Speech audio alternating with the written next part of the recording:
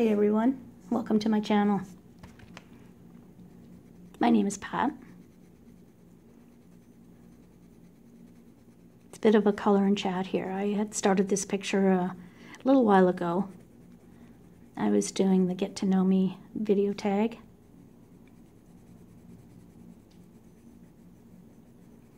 And this is one of the illustrations from Sherri Baldy's Gnome Besties.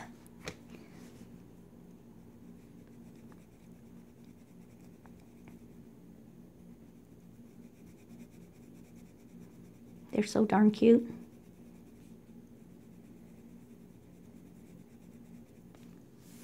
I'm working with Karen-Pablos.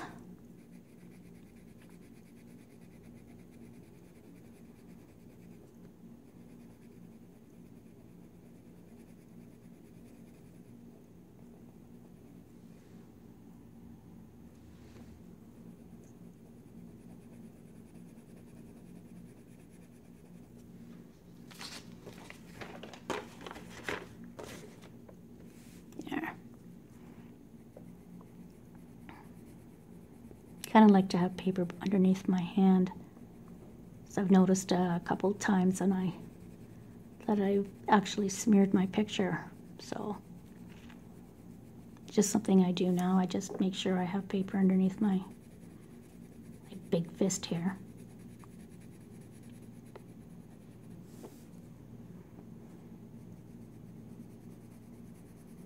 I've got part of this picture in shade, in shadow.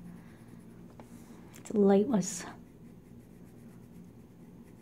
shining on my picture at a kind of an angle that I couldn't really see.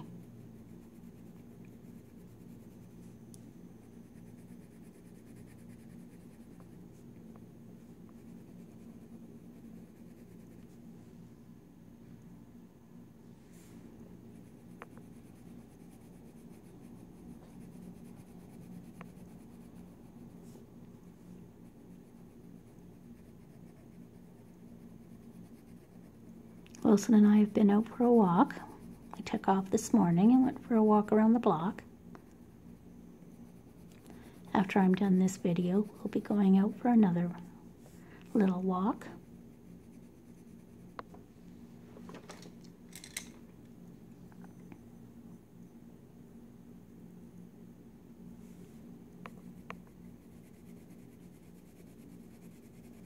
The weather's nice today. It's not a lot of humidity out there like there has been, so it's pretty nice for a walk. I don't mind the heat, not in the least, but humidity gets to me.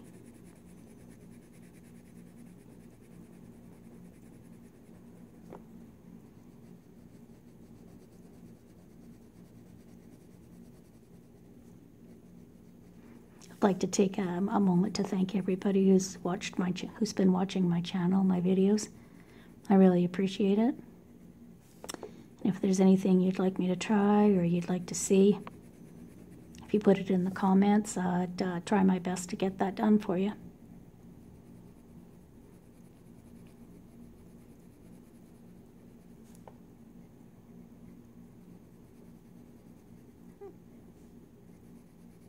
Our provincial government has announced that in September the kids will be going back to school. The schools will be open again, and there'll be like 3 options. One of them is that you send your kids in every day for class, and of course there'll be guidelines and restrictions. There will only be 15 kids per class. And those kids will have lunch together, recess together, so that it's kind of like their own social circle. And they won't be with other kids in the school. One of the other options is that you can send your children in part-time, have half of their schooling in school, in class, and the other half online. And so they'd have all the material they needed, and they could just do part of it online. And the third option is that they can stay home completely and do it all online. And of course, have contact with their teacher and everything, and assignments and stuff like that. Because our government has said they will not make anybody send their kids to school. Not after this. If they choose to keep their children at home, they have every right, in view of the pandemic. Our province, I guess, is, I live in Ontario, Canada. Our province is doing very well. It's not over, you know, there's still a lot to do.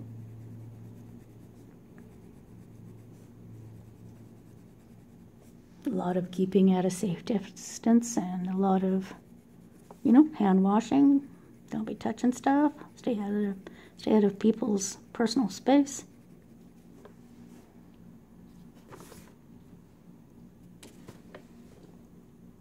Which I think is kind of great anyway.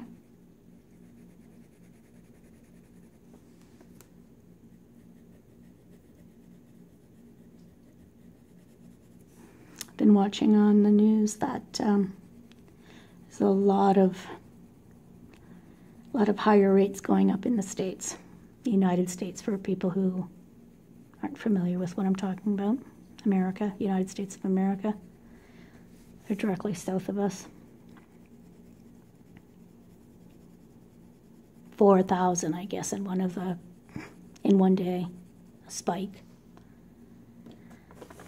Unbelievable.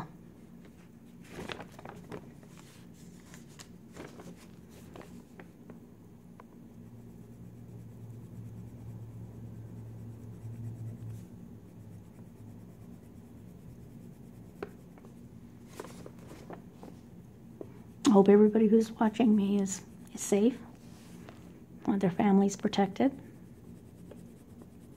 that they're doing the best they can wherever they are, remembering to stay positive, to do the best you can, because you have complete control. You can wear masks, you can wear gloves, you can do all those things to keep yourself safe and your family safe.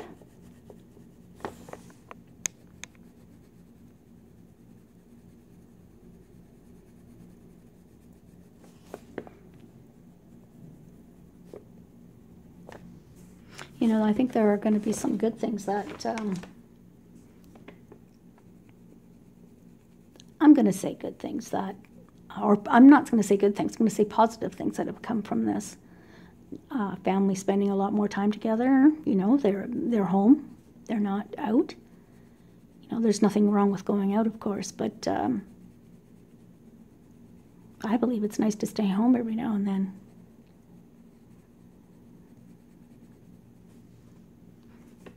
Get in touch with what your kids are doing or your parents are doing. Having some quality family time together. Because we're definitely not as busy as we were before the pandemic.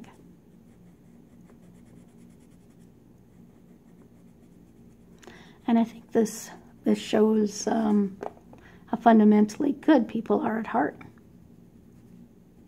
The things people have done, corporations, businesses, just neighbors have done to help their fellow human being.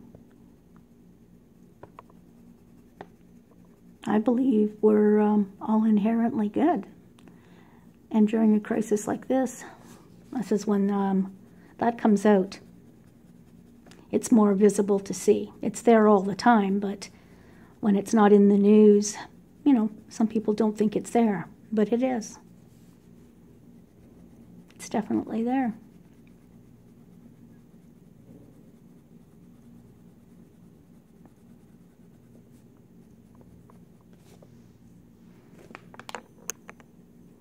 I live in an apartment building, so it's kind of a community within a community.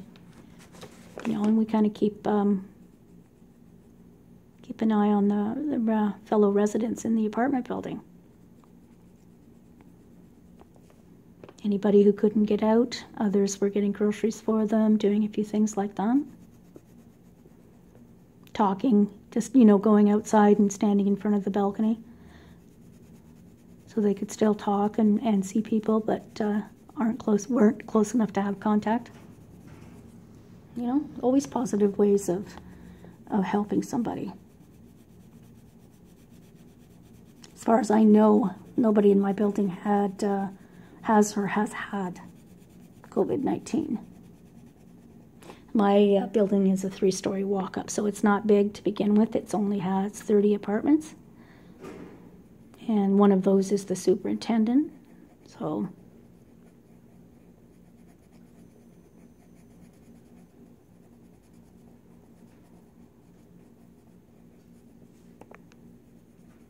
what I liked watching on YouTube was one of my favorite things to watch is, and it's usually dads in this with kids. They have obstacle courses and all sorts of things in the house for their kids to do. Ingenious. Somebody living in a warmer climate, they had it all through their yard, and they had a big yard. They had obstacle courses made for the kids, and oh, it was fun watching. It was fun. Or somebody else that I was watching who has a hedgehog.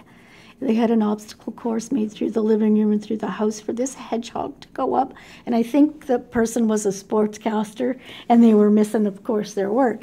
So they were doing the sportscasting with this hedgehog, and it's hilarious. Hilarious. Oh.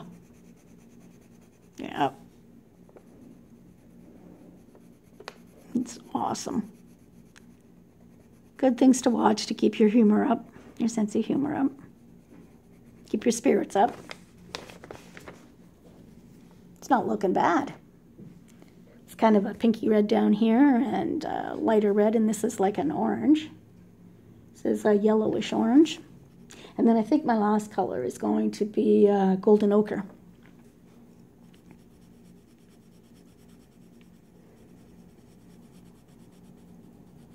I believe this is Create Space paper, so it is a little bit, that's why I chose the Pablos. A little bit easier to work on this paper with them rather than my polychromos. Like I've mentioned before, the polychromos are my favorite pencils, but it's very hard to work on paper like this with them. They like to be layered. Like an onion in Shrek. Layers.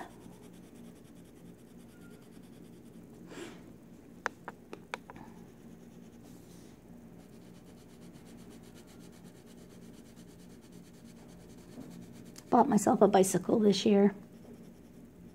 Haven't taken it out yet. Kind of got it just as COVID-19 started, so it was kind of, it's not that I don't want to use it, but just circumstances. I just didn't feel like it.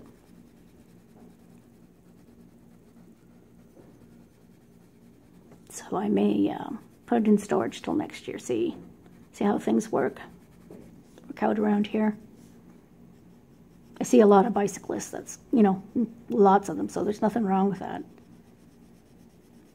We'll see. If the gyms don't open soon, yeah, I'm going to have to get out on my bike. I think I'm going to call this the pandemic poundage that I've gained. Pandemic poundage, yeah. Doing a lot of chocolate here, chocolate ice cream. Oh, yeah. I love ice cream, and I love chocolate.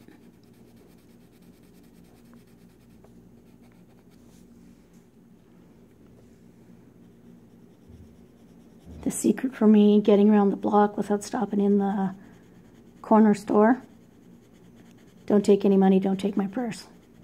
So if I have any money on me or purse, I'm going in that store and I'm getting either some chocolate or some ice cream.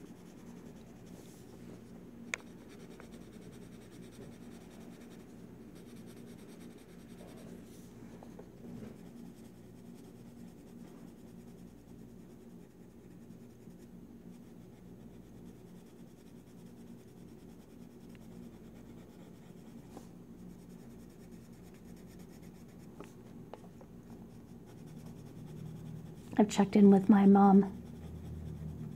Every couple days I check in on her. She lives about an hour away from me. And she's 80. So my sister checks every day. We have another friend who checks, and I check just to make sure everything's okay. She did fall down during the pandemic, and it was about 1 or 2 in the morning. And she was outside with the dog. She fell down the steps. Excuse me, I'm going to take a drink here.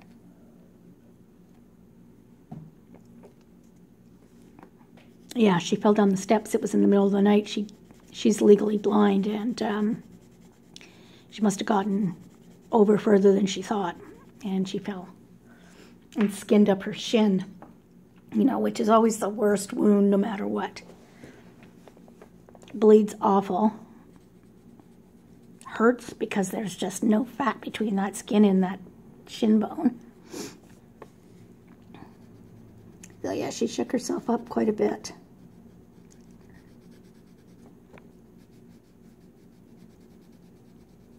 Well, they kept her there for, I think it was maybe 3 or 4 hours. Just, they had to put stitches in. I think she has 14 stitches. So they put stitches in, and she came home by taxi. And so she called us the next day and let us know what had happened. And I immediately sent my son a text saying, "You will stop in and see your grandma tonight and let me know how she is," because he lives in the same town as she does, and I live an hour away. And just let me know how she is, if she's coherent. Not that she's usually not coherent, it's just that that's quite a shake-up for anybody to fall down, and my mom has always been very, very active.